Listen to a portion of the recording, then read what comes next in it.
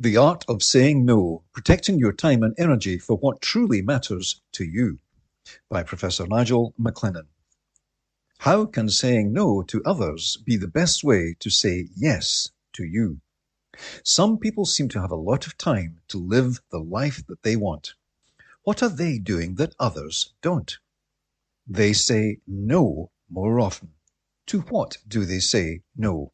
To what do they say yes? Learn the techniques they use and improve your life too. How often do we say yes to requests, obligations, and distractions? How often do we then find ourselves juggling an ever-growing pile of commitments until our time, energy, and morale have run dry? Too often. Many people feel guilty or selfish when saying no to others. The truth is, saying no is not about selfishness. It's about self-preservation. It's about recognizing that your time and energy are very limited. You deserve to have your time invested in pursuits that truly matter to you. Saying no is about reclaiming your life from the clutches of your own and other imposed lists of must-dos and should-dos, and embracing the liberating power of I choose. Although we know that choosing what to do with our time is logically right, we still fear disappointing others, missing out on opportunities, or appearing uncooperative. Most of us have been conditioned to believe that a packed schedule equals success, and saying no might signal the opposite. With social and self-expectations pressing on us, saying no can be a struggle. Even when we know that we ought to say no, doing so needs to be well handled, especially with people we care for. That places yet another demand on us. How do we avoid the harsh, blunt, and callous refusal? How do we master the delicate art of setting boundaries in a way that is respectful to others and authentic and empowering for ourselves? Here are some guiding principles for saying no like a pro. Know your values. To master the art of saying no, it is necessary to understand what truly matters to you. What are your non-negotiables, your passions, your goals, your priorities? When you have a clear sense of your goals and values, it becomes easier to identify requests that don't align with them. That makes saying no without guilt or hesitation entirely reasonable. Be clear and direct. While politeness is important, there is no need to beat around the bush. Say no clearly and directly while expressing appreciation for the offer or invitation. Thank you for asking me, but I'm not able to make it or do it.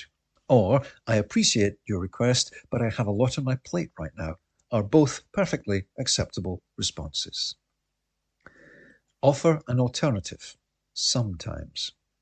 In some cases, you may want to offer an alternative that better aligns with your priorities or energy levels. Here are some helpful ways to demonstrate your willingness to contribute while still setting boundaries. I'm not available tomorrow, but would love to meet next week. I can't take on the entire project, but I'd be happy to help with a specific aspect. Avoid justifications. Having offered justifications in the response above, it should be said that you do not owe anyone an explanation for your no decision. Trying to justify your decisions often leads to guilt and can give someone the opportunity to start pressuring you to change your mind. Often it is best to simply state your no and leave it at that. Your time is yours, and you have the right to use it as you see fit. Respect other people's no's. Just as you deserve to have your no respected, it is important to respect the no's of others. Don't pressurize or try to gaslight or guilt someone into changing their mind. Their no is just as valid as yours. Practice makes perfect. Saying no will feel uncomfortable at first, but practice lessens its self-impact. Start by saying no to small things like extra obligations or unnecessary social engagements. As your confidence builds, you will soon be saying no to bigger, non-aligned requests. Eventually, no will feel natural and empowering. The benefits of mastering the art of saying no are many. You'll have more time and energy for the things that truly matter to you. You will experience less stress and be at reduced risk of burnout. You can use your saved time to build better relationships and be more present and engaged in the things that you choose to do. Gradually, others will see you as someone who knows what they want and values their own time. That normally earns respect and admiration. The people who seem to have it all, the ones who lead fulfilling lives, maintain healthy relationships and pursue their passions, are those who have already mastered the art of saying no. They have learned to prioritize their goals and values, to protect their time, to protect their morale, to protect their energy, and invest in what truly matters to them. They have reframed no. It is not a rejection. It is a powerful affirmation of oneself.